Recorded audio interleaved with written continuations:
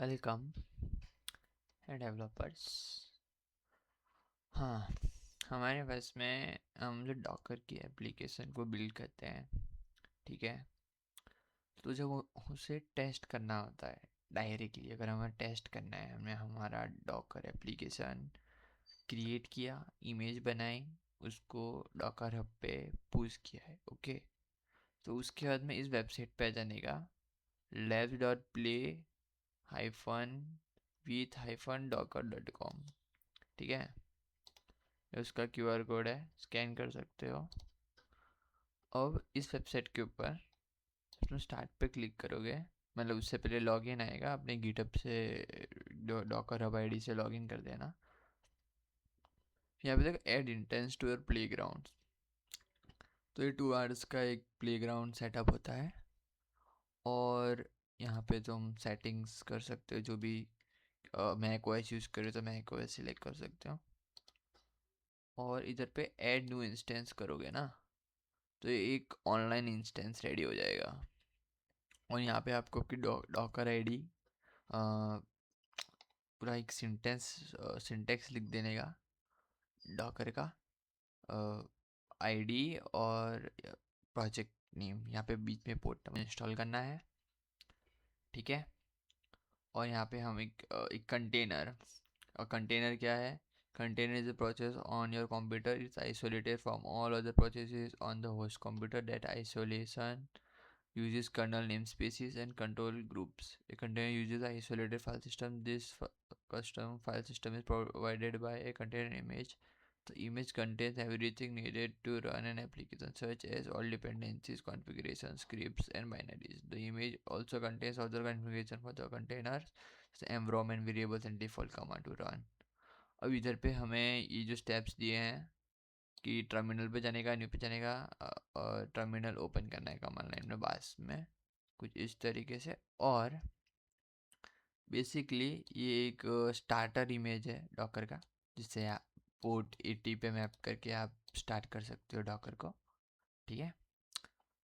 और अब इसी चीज़ में हम एक अमेजिंग चीज़ करते हैं। यहाँ पे डॉकर का ps the command to remove a container by using the command line, run this command to get this container p docker space ps से तो मैं कंटेनर आईडी पता चलेगी, और डॉकर स्टॉप से आप कंटेनर आईडी से डॉकर को स्टॉप कर सकते हो और रिमूव भी कर सकते हो उस इमेज को, ठीक है। अभी अब जैसे कि build a container image of for the app, यहाँ पे जो ट्यूटोरियल है उसमें टू डू एक एप्लीकेशन है जो गिटहब पे अवेलेबल है, उसको बस डाउनलोड करना है हमको, ठीक है।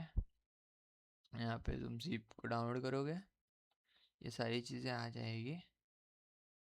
ये उसकी इमेज फाइल है डॉकर की, और उसे नॉर्मली इधर पे रन किया तो ये रन हो गया।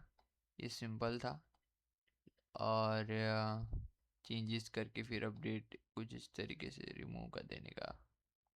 और जो मेरे को बताना है ना वो बता देता हूँ आपको। हाँ, हमें डॉकर हब पे अपलोड करना है। ये डॉकर हब पे पहले अपने को लॉगिन कर देना होगा, मतलब आपकी आईडी से आपको लॉगिन कर देने का। कि मेरी है नॉर्मल है, ये सी सब का बेसिक कंसोल एप्लीकेशन मत करना, वेब एप्लीकेशन सही रहता है। फिर क्रिएट रेपोस्ट्री क्रिएट करने की with name getting started, visibility public होनी चाहिए। और फिर हमको अपने फोल्डर में जाना है, टर्मिनल में जाना है, और डॉकर को पुश करना है। उससे पहले तुम्हें ऑप्शन आएगा लॉगिन, डॉकर लॉगिन, आपका यूज़र नेम ऐड कर देने का। जैसे यहाँ पे 911 है तो यहाँ पे मैं 911 ऐड करूँगा, 5911। और जब हमको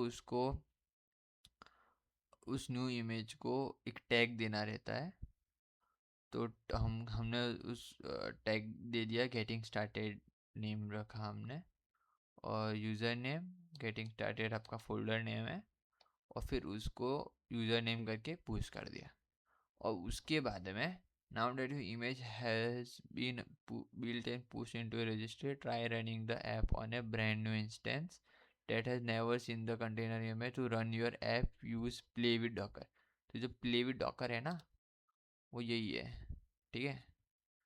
तो हम ये प्ले विद डॉकर ही इधर पे ओपन किए हैं, ठीक है।